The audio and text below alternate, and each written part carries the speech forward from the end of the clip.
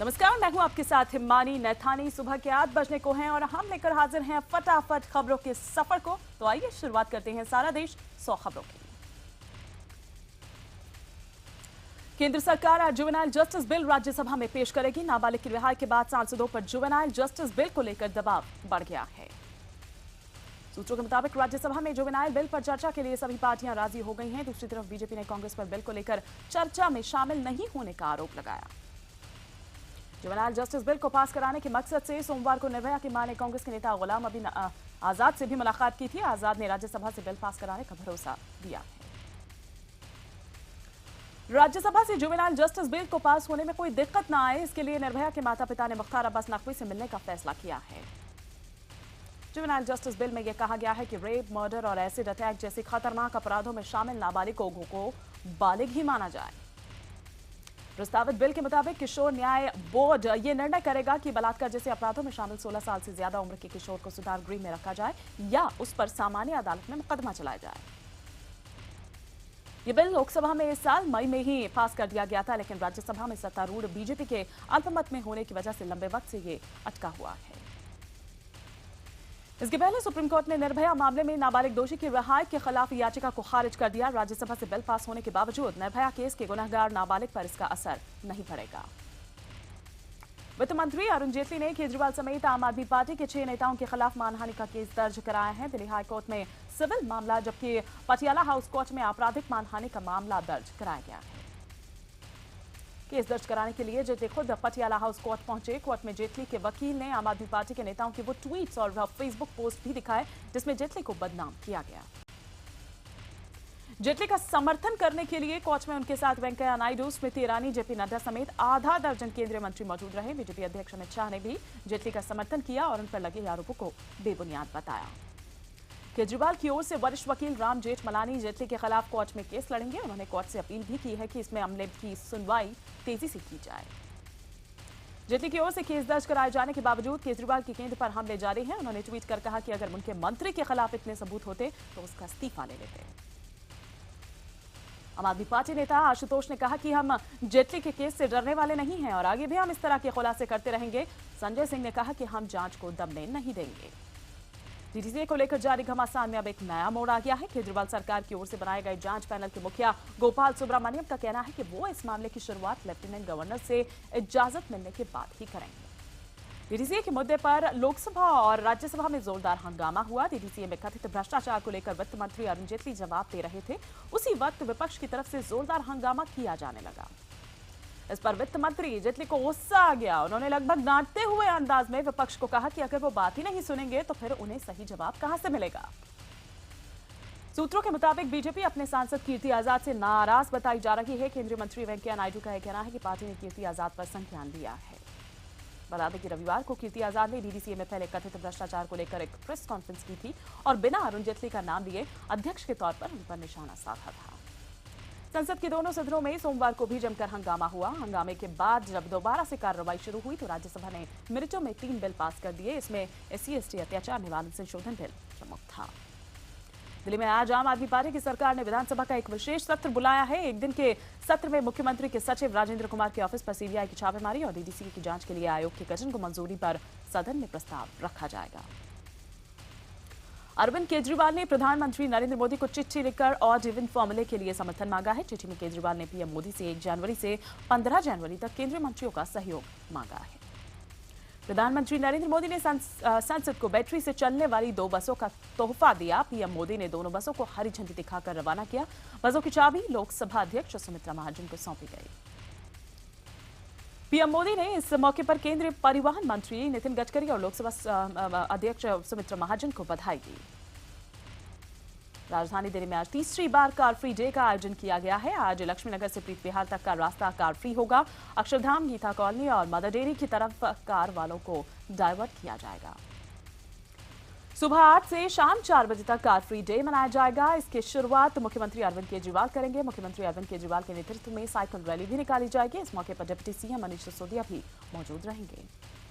बता दें कि पहली बार वर्किंग डे पर कार फ्री डे मनाया जा रहा है, इसलिए इसे सफल बनाने की चुनौती होगी। इस कार फ्री डे में व्यापारियों की अगुवाई होगी। देश में एक बार फिर राम की राजनीति शुरू हो चुकी है। इसकी एक नजीर सोमवार को संसद में भी देखने को मिली। लोकसभा की कार्रवाई शुरू होते ही जय श्री राम के नारे गूंज उठे। स्पीकर सुमित्रा महाजन ने जैसे ही सदन में प्रवेश किया, कुछ सांसदों ने उनका अभिवादन जय श्री राम के साथ किया। मंदिर निर्माण के लिए पत्थरों के अयोध्या पहुंचने की खबरों पर विश्व हिंदू परिषद का कहना है कि ये एक सामान्य गतिविधि है और सालों से चल रही है। इधर वीएचपी ने कहा कि राम मंदिर निर्माण के मामले में उसे सरकार की ओर से कोई संकेत नहीं मिले हैं और उन्हें पूरा विश्वास है कि इस संबंध में संसद में बने कानून के जरिए मंदिर निर्माण होगा। इधर फैजाबाद प्रशासन के मुताबिक पत्थर बाहर से मंगवाने को लेकर राम जन्मभूमि न्यास ने यूपी सरकार से इजाजत नहीं ली थी। फिलहाल वो इस पूरे घटनाक्रम पर बारीकी से नजर बनाए हुए हैं। राम मंदिर मामले पर यूपी के राज्यपाल राम नाईक का यह कहना है कि सुप्रीम कोर्ट का फैसला आने के बाद ही कुछ कदम उठाने चाहिए। वहीं बीजेपी नेता शाहनवाज हुसैन का यह कहना है कि रास्ता अदालत से या बातचीत के जरिए ही निकलेगा। आम आदमी पार्टी की विधायक प्रमिला टोकस के खिलाफ आरकेपुरम थाने में मामला दर्ज कराया गया है। प्रमिला टोकस पर अतिक्रमण हटाने के दौरान सरकारी काम में बाधा पहुंचाने, धमकी देने और हंगामा करने का आरोप है। साउथ ईस्ट दिल्ली के इंद्रप्रस्थ पार्क के बाहर सिविक एजेंसी की लापरवाही के चलते एक 11 साल के छात्र की मौत हो गई। वाटर हार्वेस्टिंग टैंक का ढक्कन खुला होने की वजह से बच्चा टैंक में गिर गया। टैंक में गिरने के काफी देर तक बच्चा तड़पता रहा। आसपास के लोगों ने बच्चे को बचाने की कोशिश भी की, लेकिन फायर ब्रिगेड की टीम आने के बाद ही बच्चे को निकाला जा पाया।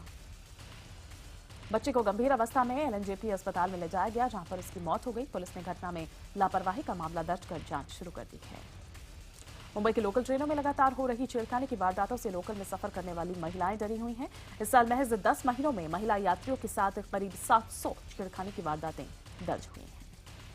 आरपीएफ और जीआरपी ने छेड़खानी करने वालों के खिलाफ सख्त कदम भी उठाए हैं। बावजूद इसके महिला यात्रियों के साथ छेड़खानी की वारदातें रुकने का नाम नहीं ले रही। इधर गोवा पुलिस ने गायक रेमो और उनके बेटे जॉन को फिर समन जारी किया है। इसमें पहले थाने में सोमवार को फर्नांडिस को पेश होने के लिए समन जारी किया गया था, लेकिन रेमो पेश नहीं हुए। बता दें कि एक नाबालिग लड़की रेमो के बेटे की कार की चपेट में आ गई थी। गायक रेमो पर लड़की को धमकी दिए जाने का केस दर्ज किया गया था। मुंबई से सटे अंबरनाथ स्टेशन पर एक बच्चे की जान बचाने का सीसीटीवी फुटेज सामने आया है। सीसीटीवी में दिख रहा है कि प्लेटफॉर्म पर खड़ा एक शख्स ट्रेन आने से महज 10 सेकंड पहले बच्चे को प्लेटफॉर्म के ऊपर खींच लेता है। दरअसल ये बच्चा अपनी मां से बिछड़कर दूसरे प्लेटफॉर्म पर चला गया था। वहां से जब इसने अपनी मां को देखा तो रेलवे ट्रैक के बीच से ही अपनी मां के पास आने के लिए चल पड़ा, लेकिन तभी उसी ट्रैक पर लोकल ट्रेन आ गई। मुंबई के 3 युवकों पर आइस में शामिल होने के लिए जाने का शक जताया जा रहा है। इन 3 में से एक शख्स 30 अक्टूबर से, जबकि 2 16 दिसंबर से गायब हैं। 26 साल के मोहसिन शेख, 23 साल का अयाज सुल्तान और 25 साल का वाजिद शेख अलग अलग कारण बताकर अपने घरों से निकला था। मोहसिन के पिता का यह कहना है कि उनका बेटा 9वीं तक पढ़ा है और ऑटो चलाता था। वहीं वाजिद के घर वालों का यह कहना है कि वो सिर्फ घर से दुकान जाता था और उसके पास पासपोर्ट भी नहीं है। मुंबई के 3 युवकों के आईसिस में शामिल होने के अंदेशे के बीच मुंबई के पुलिस कमिश्नर अहमद जावेद ने IBN 7 से खास बातचीत में कहा है कि मामले की जांच जारी है। जांच के बीच कुछ भी कहना जल्दबाजी होगी। बता दें कि कुछ दिनों पहले ही पुणे की 16 साल की एक लड़की भी आतंकी संगठन आईसिस की विचारधारा के प्रभाव में आ गई थी। आईएस के भारत में एजेंट मोहम्मद सिराजुद्दीन को जयपुर की एडीजे कोर्ट ने 10 दिनों के एटीएस रिमांड पर भेज दिया है। एटीएस अब सिराजुद्दीन को दिल्ली लेकर जाएगी, जहां उसका सामना अब्दुल नासिर से कराया जाएगा। नासिर को एनआईए ने तमिलनाडु से गिरफ्तार किया है। सिराजुद्दीन व्हाट्सएप पर नासिर से संपर्क में था। जयपुर की एडीजे कोर्ट ने सिराजुद्दीन की रिमांड अवधि 10 दिन बढ़ा दी है। बिहार के बाढ़ इलाके में 8वीं की छात्रा का अपहरण कर लिया गया। बताया जा रहा है कि जब छात्रा अपनी मां के साथ स्कूल जा रही थी, तभी बाइक सवार बदमाशों ने उसका अपहरण कर लिया। राजस्थान के सीकर में एसएफआई के छात्र नेता सुभाष झाकड़ पर हुए हमले के विरोध में एसएफआई के कार्यकर्ताओं ने रैली निकाली और प्रदर्शन किया। इस दौरान पुलिसकर्मियों और एसएफआई कार्यकर्ताओं के बीच धक्का-मुक्की हुई। इस घटना के बाद पुलिस ने लाठीचार्ज किया और आंसू गैस के गोले छोड़े। हादसे में कुछ पुलिसकर्मियों और प्रदर्शनकारियों को चोटें भी आई हैं। रायपुर में 7 साल के एक बच्चे का हाथ मॉल के एस्केलेटर में फंस गया और 2 घंटे की मशक्कत के बाद एस्केलेटर से उसका हाथ निकाल लिया गया। ऊपर के फ्लोर से नीचे आने के दौरान बच्चे का हाथ एस्केलेटर के गैप में चला गया था। बच्चे को गंभीर हालत में अस्पताल में भर्ती कराया गया है। बिहार के पूर्व मुख्यमंत्री जीतन राम मांझी की बेटी और गया से वार्ड पार्षद सुनैना देवी पर अपनी बहू की हत्या कर लाश गायब करने का आरोप लगा है। सुनैना समेत परिवार के 3 लोगों पर उनके खिलाफ एफआईआर दर्ज की गई है, जिसके बाद से सुनैना और उसके परिवार वाले फरार हैं। ग्रेटर नोएडा में एक नाइजीरियन युवक को नारकोटिक्स विभाग ने गिरफ्तार किया है। युवक के पास से 5 करोड़ रुपए की हेरोइन बरामद हुई है। वडोदरा में पुलिस ने 2 लोगों को जाली नोट के साथ गिरफ्तार किया है। स्पेशल ऑपरेशन ग्रुप की टीम ने वडोदरा के पास बाजवा गांव में इन दोनों को पकड़ा। पुलिस ने जब इन दोनों की तलाशी ली तो दोनों के पास कुल 1,15,000 के नकली नोट कुछ बरामद किए गए। दोनों आरोपी पश्चिम बंगाल के मालदा जिले के रहने वाले हैं। नेपाल के उप प्रधानमंत्री कमल थापा ने भारत सरकार को बताया कि नेपाल की कैबिनेट ने मवेशियों के आंदोलन को खत्म करने के लिए कुछ महत्वपूर्ण फैसले किए हैं। नेपाल सरकार ने अपने नए संविधान में संशोधन करने का फैसला लिया है। वहीं नेपाल सरकार के इस फैसले का भारतीय विदेश मंत्रालय ने स्वागत किया। प्रधानमंत्री नरेंद्र मोदी के संसदीय क्षेत्र वाराणसी के बंदेपुर ग्राम सभा के खुशियारी गांव में 10 महिलाओं के एक समूह ने अनोखी पहल की है। ग्रीन ग्रुप से जुड़ी ये महिलाएं गांव की सुरक्षा के लिए पुलिस मित्र का काम कर रही हैं। साफ सफाई से लेकर गरीब परिवारों में शिक्षा की अलग जगाने और नशा मुक्ति बनाने के लिए भी इन महिलाओं ने अपना काम करना शुरू कर दिया है। यूपी में तराई क्षेत्र में बने सिद्धार्थ विश्वविद्यालय की मुश्किलें अखिलेश सरकार ने खत्म कर दी है। इस विश्वविद्यालय में बड़े पैमाने पर शिक्षकों की भर्ती करने के आदेश दे दिए गए हैं। इसके तहत लेक्चरर, रीडर और प्रोफेसर के पद निकाले जाएंगे। आपको बता दें कि इसी साल से विश्वविद्यालय में पढ़ाई लिखाई शुरू की गई है, लेकिन शिक्षकों की नियुक्ति न हो पाने की वजह से रिटायर्ड शिक्षकों से काम चलाया जा रहा था। जौनपुर में बगैर तलाक की दूसरी शादी करने आए दूल्हे और उसके साथ आए बारातियों को भारी हंगामा झेलना पड़ा। हंगामे के बाद शादी कर रहे लड़की के परिजनों ने दूल्हे और उसके परिवार वालों को बंधक बना लिया और उससे शादी में खर्च हुए पैसे की मांग करने लगे। गोरखपुर में हाईवे जाम करने रहे जो लोग हैं उनको पुलिस ने जमकर लाठियां भांजी। दरअसल प्रधानी चुनाव में हारे प्रत्याशी के समर्थकों ने निर्वाचित महिला प्रधान के पति पर जानलेवा हमला कर दिया था, जिससे नाराज लोग कार्रवाई की मांग कर रहे थे। माहौल बिगड़ता देख पुलिस ने प्रदर्शनकारियों पर लाठीचार्ज कर उनको खदेड़ दिया। पुलिस ने नारेबाजी कर रहे समर्थकों को दौड़ा दौड़ा कर पीटा। इटावा में हुई 4 हत्याओं के मामले में कानपुर जोन के पुलिस महानिरीक्षक आशुतोष पांडे का कहना है कि घटनाएं प्रशासनिक लापरवाही की वजह से हुई हैं। इटावा में हुई हत्याओं की जांच कमिश्नर के साथ एसएसपी को भी दी गई है। लापरवाही बरतने वालों के खिलाफ जांच का आदेश दे दिया गया है। बरेली में पुलिस ने एक लड़के के कत्ल के आरोप में 2 युवकों को गिरफ्तार किया है, जबकि एक आरोपी फरार है। 3 लोगों ने मिलकर इस कत्ल की वारदात को अंजाम दिया और फिर मौके से फरार हो गए।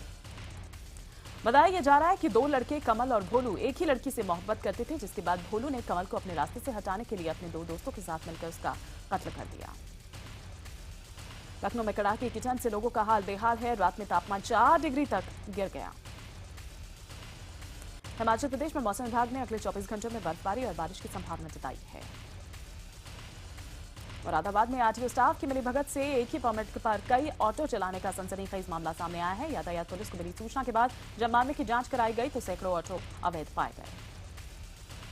एसपी यातायात को सूचना मिली थी कि महानगर की सड़कों पर बड़े पैमाने पर चोरी के ऑटो चलाए जा रहे हैं। जांच में यह पता चला कि एक ही परमिट पर शहर में 4 से 6 ऑटो चल रहे हैं। मुजफ्फरनगर के बुढ़ाना कोतवाली पुलिस ने बुआना गांव के जंगल में चल रही तमंचा फैक्ट्री पर छापा मारकर भारी मात्रा में अवैध हथियार बरामद किए हैं। इस मामले में पुलिस ने 2 लोगों को भी गिरफ्तार किया है। पुलिस पकड़े गए दोनों तस्करों से पूछताछ में जुटी हुई है। पुलिस के मुताबिक ये लोग 500 रुपए से तमंचा बनाते थे और उसे 1,500 रुपए या फिर उससे ऊपर के दामों पर बेचते थे। झांसी पुलिस ने हाई स्कूल के एक छात्र को फिरौती मांगने की कोशिश करने पर गिरफ्तार किया है। पुलिस का दावा है कि 16 साल का ये छात्र 10 लाख रुपए की फिरौती वसूल कर जादू सीखने के लिए जर्मनी जाना चाहता था। इस मामले में दिलचस्प बात यह है कि जिस बच्चे के अपहरण के नाम पर उसने फिरौती मांगने की योजना बनाई थी, उसका अपहरण मई में हुआ था। जब पुलिस ने उसके बारे में इनाम देने का विज्ञापन छपवाया तो आरोपी ने फिरौती मांगने के लिए फोन कर दिया।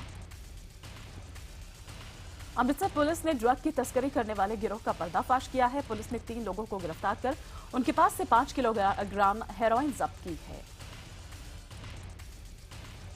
खुफिया जानकारी मिलने के बाद पुलिस ने 2 जगहों पर छापेमारी की, जहां से ड्रग, पिस्टल और कैश बरामद किया गया। पुलिस को शक है कि इस गिरोह में और भी लोग शामिल हो सकते हैं। लुधियाना में टीचर की रेप के बाद हत्या के 2 आरोपियों को पुलिस ने गिरफ्तार किया है। आरोप है कि दोनों ने मिलकर टीचर का रेप किया और फिर गला घोंचकर उसकी हत्या कर दी। ये वारदात लुधियाना की धांधरा रोड पर हुई। एक आरोपी इतना शातिर था कि वो वारदात के 16 दिन बाद तक पुलिस के साथ घूमता रहा और पुलिस को गुमराह करता रहा। वडोदरा पुलिस ने लड़कियों को आत्मरक्षा सिखाने के लिए एक ट्रेनिंग प्रोग्राम का आयोजन किया। लड़कियों को ट्रेनिंग देने के लिए देश के जाने माने कॉम्बैट ट्रेनर शौर्य भारद्वाज, शिवफौजी वहां पर पहुंचे। सौरभ भारद्वाज ने आत्मरक्षा की ट्रेनिंग के लिए लेने आई 1000 से भी ज्यादा लड़कियों को अपने पास ही रखे पेन, हेयर पिन या फिर आई कार्ड जैसी मामूली चीजों से कैसे आत्मरक्षा की जाए उसके गुर सिखाए। उत्तर प्रदेश के भदोही जिले में एक बड़ा ट्रेन हादसा हो गया। यहां आपको बता दें कि रेलवे स्टेशन पर बिहार से पंजाब कोयला लाद कर जा रही एक मालगाड़ी के 15 डिब्बे पलटकर दूसरे पर चढ़ गए। हादसे की वजह से वाराणसी, मुंबई और दिल्ली रूट पूरी तरह से बाधित हो गया। इस रूट पर चलने वाली करीब 1 दर्जन ट्रेनें प्रभावित हुई। राजकोट में देश भर की 18 से ज्यादा मॉडल्स रैंप पर उतरी। इन मॉडल्स ने इंस्टीट्यूट ऑफ फैशन और ज्वेलरी डिजाइन के छात्रों के बनाए परिधानों को पहनकर अपना जलवा बिखेरा। वडोदरा की पारुल यूनिवर्सिटी और सुपर बाइकर्स क्लब की ओर से बाइक स्टंट्स और रेसिंग का आयोजन किया गया। अदालत की पाबंदी के बावजूद तमिलनाडु के कोयम्बटूर में पारंपरिक बुल फाइट, जल्लीकट्टू और रेकला रेस का आयोजन करने की तैयारी है। इस बाबत जिलाधिकारी को एक याचिका दी गई है। मुंबई में बीती रात सेंसुई कलर्स स्टारडस्ट अवार्ड्स का आयोजन किया गया। इस समारोह में अमिताभ बच्चन, शाहरुख खान, सलमान खान, ऐश्वर्या राय बच्चन, काजोल समेत बॉलीवुड की तमाम दिग्गज हस्तियों ने शिरकत की। इस समारोह में सभी की निगाहें शाहरुख और सलमान पर टिकी हुई थी, जो कि एक बार फिर यहां पर साथ साथ नजर आए और एक दूसरे से बातें की। मुंबई में सिंगर अरिजीत सिंह के कॉन्सर्ट में फिल्म सनम रे का पहला गाना रिलीज किया गया। इस फिल्म में ऋषि कपूर, पुलकित सम्राट और यामी गौतम मुख्य भूमिका में है। सनम रे 12 फरवरी को रिलीज होगी। शाहरुख खान की फिल्म दिलवाले और रणवीर सिंह और दीपिका पादुकोण की बाजीराव मस्तानी दोनों ही कमाई के मामले में अच्छा कर रही हैं। दिलवाले ने फिल्म प्रदर्शित होने के तीसरे दिन 24 करोड़ रुपए की कमाई के साथ कुल 66 करोड़ रुपए की कमाई कर ली है। कॉमेडी नाइट्स विद कपिल अगले साल बंद होने जा रहा है। 17 जनवरी को शो का आखिरी एपिसोड प्रसारित होगा। सूत्रों की माने तो कपिल शर्मा चैनल से खुश नहीं। इसके पीछे की वजह करीब 4 महीने पहले शुरू हुआ कॉमेडी नाइट्स बचाव है। दोनों ही शो के नाम के साथ साथ फॉर्मेट में भी काफी समानता है।